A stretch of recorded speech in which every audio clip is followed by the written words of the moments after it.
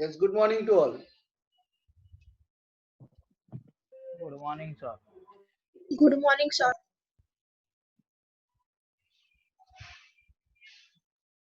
Good morning बेटा. बेटा account सारे ड्रॉ करके रखो फटाफट अगर जिसके बाकी है. और इसमें भी देखो रिवाइज ट्रेडिंग अकाउंट बनाना है, बिकॉज ट्रेडिंग अकाउंट का ऑलरेडी नहीं, इसमें रिवाइज ट्रेडिंग अकाउंट नहीं, सॉरी ट्रेडिंग अकाउंट ही बनाना है. हाँ बेटा,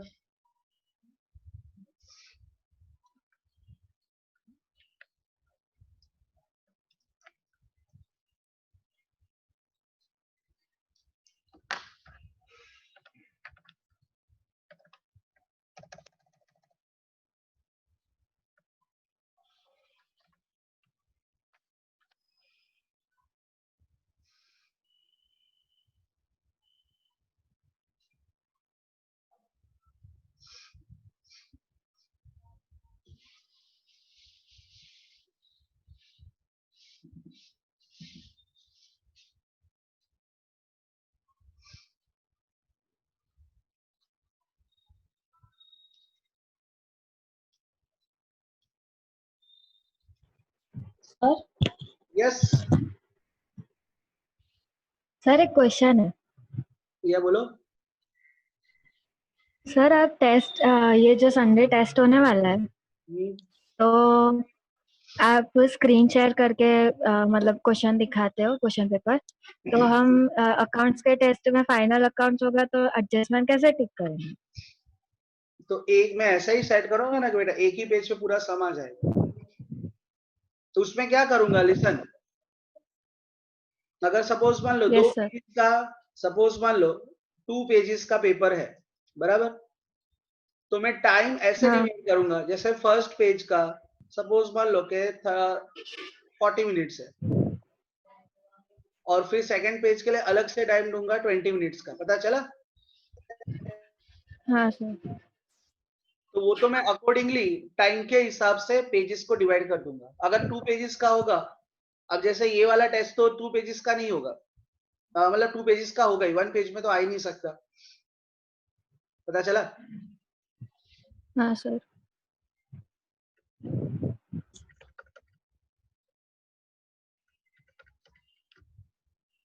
Okay, so now I'm starting.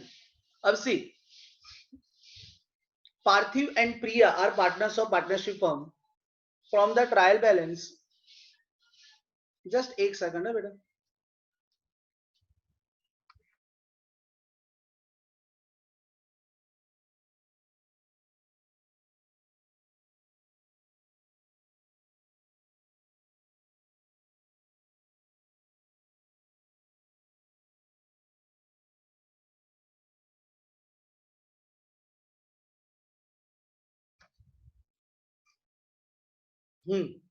अब see, Parthiv and Priya are partners of partnership firm. From the trial balance dated 31st 3 2017 and adjustment prepare final accounts. अब see इसमें एक तो ये चीज अलग है. देखो, नेट कॉस्ट ऑफ परचेज. अगर आपको कोई क्वेश्चन में नेट कॉस्ट ऑफ परचेज लिखा हुआ होगा ना, तो परचेज रिटर्न, ओपनिंग स्टॉक, ये सब अलग से नहीं लिखा होगा, उसमें सब आ जाएगा. देखो यहाँ पर नीचे नोट भी लिखा हुआ है, नेट कॉस्ट ऑफ परचेज मतलब एडजस्टेड परचेज. अब एडजस्टेड परचेज कहाँ गया, मैं आपको अगर मीनिंग समझाऊं ना तो ऐसा होता है. देखो, opening stock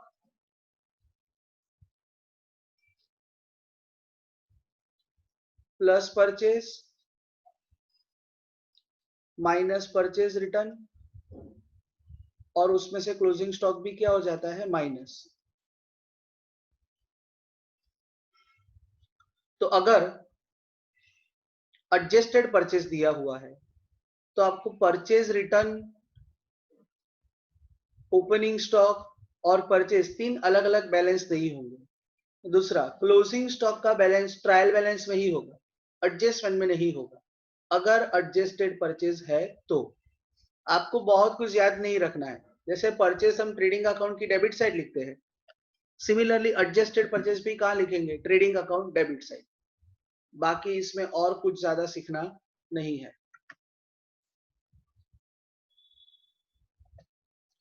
okay, now coming back. अब एक काम करता हूं बेटा, देखो इसमें एक भी हिडन एडजस्टमेंट नहीं है, चेक करो। ये स्टॉक ऑफ गुड्स है, ये तो क्लोजिंग स्टॉक है, इसमें कोई एडजस्टमेंट नहीं है। फर्स्ट एडजस्टमेंट देखो, provide interest 8% on capital and 12% on drawings. अब इसमें भी कोई टिक करने की जरूरत नहीं है। Credit sales of 10,000 is not recorded and total of sales book of March is overcast by 2,000।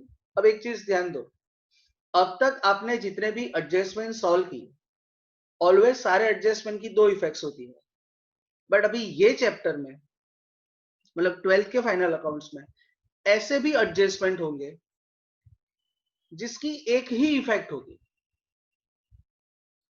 क्यों उसका एक इफेक्ट है वो मैं आपको आगे समझाता हूं। अभी देखो इसमें टिक क्या क्या करना है, इसमें दो एडजस्टमेंट साथ में दिए हुए हैं। Credit sales of 10,000 is not recorded. अब क्रेडिट सेल्स रिकॉर्डेड नहीं है तो दो जगह पर टिक करेंगे हम। एक टिक करेंगे हम सेल्स अकाउंट में और दूसरा टिक करेंगे डेटर्स। डेटर्स मतलब देखो यहां पर रिसीवेबल्स है।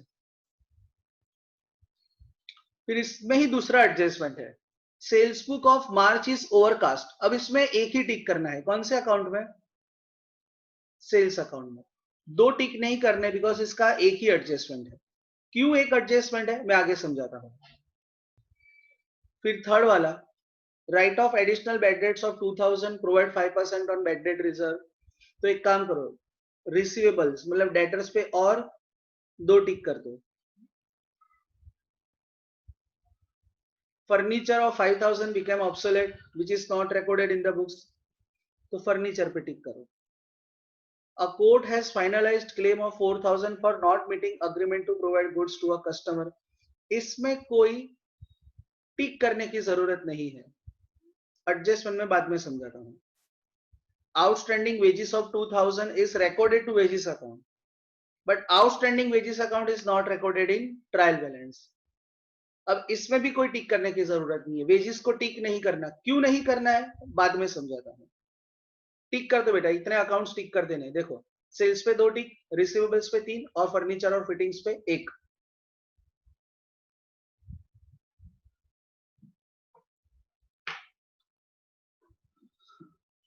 कर दिए बेटा टिक सबने। अब मैं ट्रांसफर कर रहा हूं बैलेंसेस। अब सबसे पहले है ड्रॉइंग्स अकाउंट, तो ड्रॉइंग्स अकाउंट का आएगा कैपिटल अकाउंट की डेबिट साइड 4800 एंड 3200।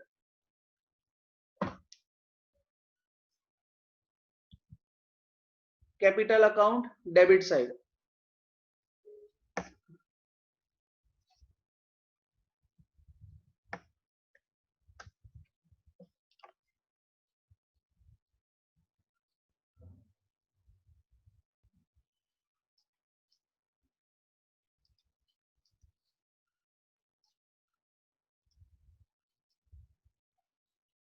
तो 2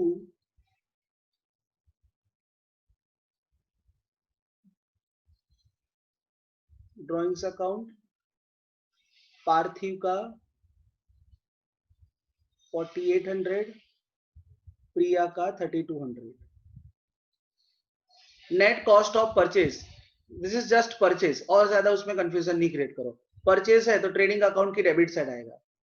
अब बिकॉज ये नेट कॉस्ट ऑफ परचेज है, ओपनिंग स्टॉक आएगा ही नहीं, तो सीधा सीधा परचेज कहां लिखो? फर्स्ट लाइन पे।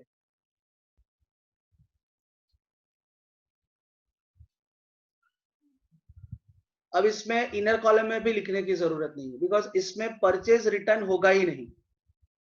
नेट कॉस्ट ऑफ परचेज में परचेज रिटर्न नहीं होगा, तो सीधा सीधा आउटर कॉलम।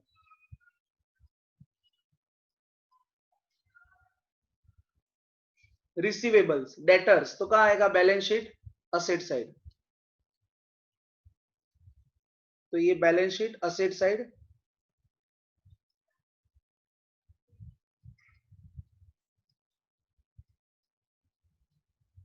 रिसीवेबल्स 48,000। इसमें बेटा 4 लाइन का स्पेस रखना है, 3 टिक किए ना तो 4 लाइन का स्पेस रखना। वेजेस एंड सैलरी, बोलो कहां पर आएगा? Trading account. Trading account debit side. देखो वेजेस एंड सैलरी हो ना तो ट्रेडिंग अकाउंट, और सैलरी एंड वेजेस हो तो प्रॉफिट एंड लॉस अकाउंट।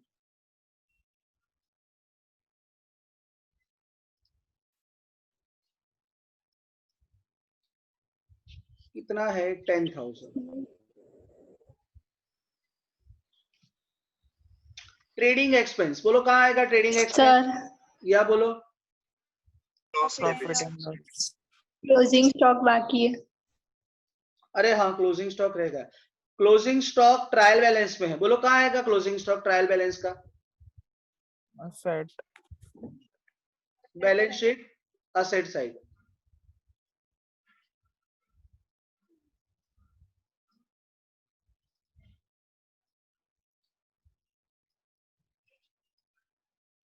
कितना है? 28,000। ट्रेडिंग एक्सपेंस कहां आएगा? Profit and loss account debit side.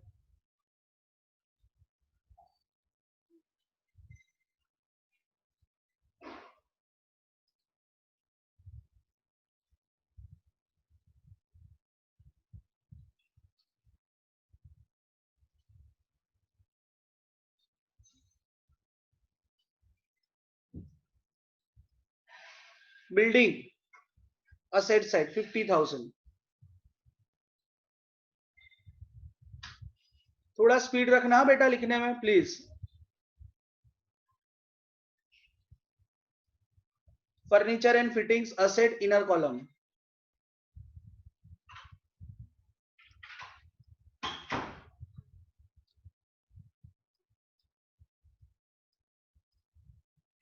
Office equipment again asset.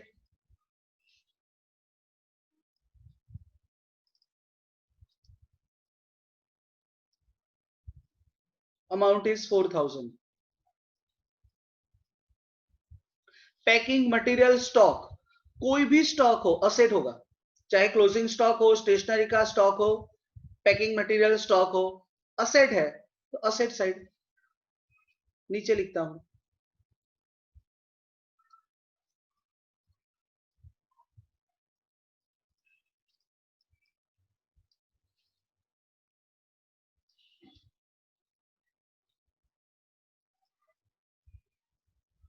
Cash balance again asset.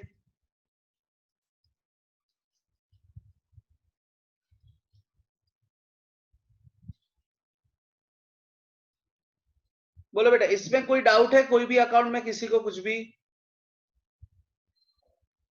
बेटा कोई भी अकाउंट में किसी को कुछ भी डाउट है? No sir. Sure? Okay, so now moving to first adjustment.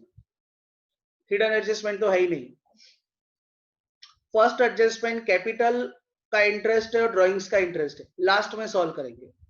Second वाला सर बोलो बेटा। क्रेडिट साइड का तो क्रेडिट बैलेंस बाकी है। अरे हाँ नहीं, सॉरी सॉरी, मैंने देखा ही नहीं।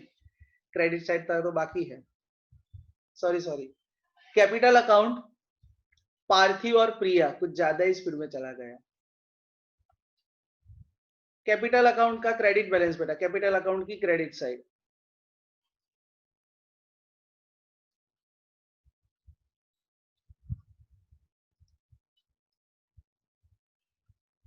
$24,000, $16,000। सेल्स आएगा ट्रेडिंग अकाउंट क्रेडिट साइड।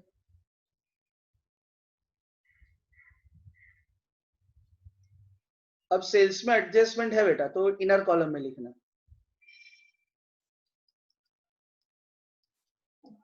फिर है पेबल्स, बोलो पेबल्स कहां आएगा? लायबिलिटी।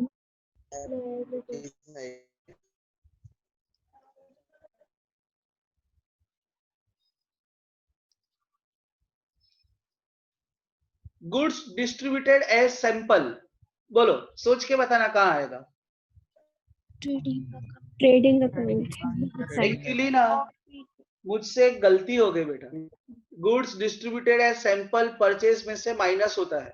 अब मैंने परचेज आउटर कॉलम में गलती से लिख दिया है, तो थोड़ा एडजस्ट करना ना बेटा आप लोग, इनर कॉलम में लिखना, बिकॉज गुड्स डिस्ट्रीब्यूटेड, गुड्स जाने का कुछ भी अकाउंट हो तो वो परचेज में से क्या करते हैं, minus.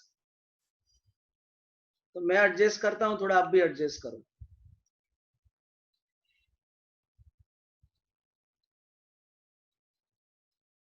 Net cost of purchase है 1,06,000 और उसमें से goods distributed as sample minus होगा। सिंपल लिखो गुड्स सैंपल, ज्यादा बड़ा लिखने की जरूरत नहीं है। अगर आपको करेक्शन ना करना तो वेजेस सैलरी के नीचे यहां पर भी लिख दोगे ना तो चलेगा। इसकी दो इफेक्ट नहीं आएगी, एक ही इफेक्ट आएगी, बिकॉज एडजस्टमेंट ट्रायल बैलेंस में है। पता चला बेटा ये माइनस क्यों किया? गुड्स जाने के अकाउंट्स ऑलवेज परचेज में से क्या करते हैं, माइनस। फिर वो चाहे फ्री सैंपल हो, डिस्ट्रॉयड बाय फायर हो, पर्सनल यूज हो, then bank overdraft, liability side.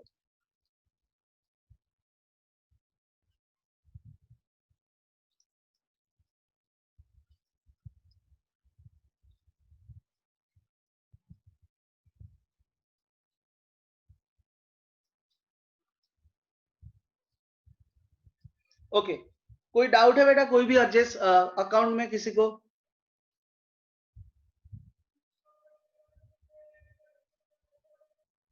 First वाला एडजस्टमेंट बाद में करते हैं, सेकंड वाला देखो। अब सेकंड वाले में दो एडजस्टमेंट साथ में दिए हुए हैं, तो मैं वन बाय वन दोनों सिखाता हूं। Credit sales of 10,000 is not recorded, this is one adjustment. यहां तक एक ही एडजस्टमेंट है, credit sales of 10,000 is not recorded. बताओ आप लोग क्या इफेक्ट आएगा? सेल्स में प्लस और सेल्स क्रेडिट में में प्लस प्लस। और प्लस डेटर्स में प्लस।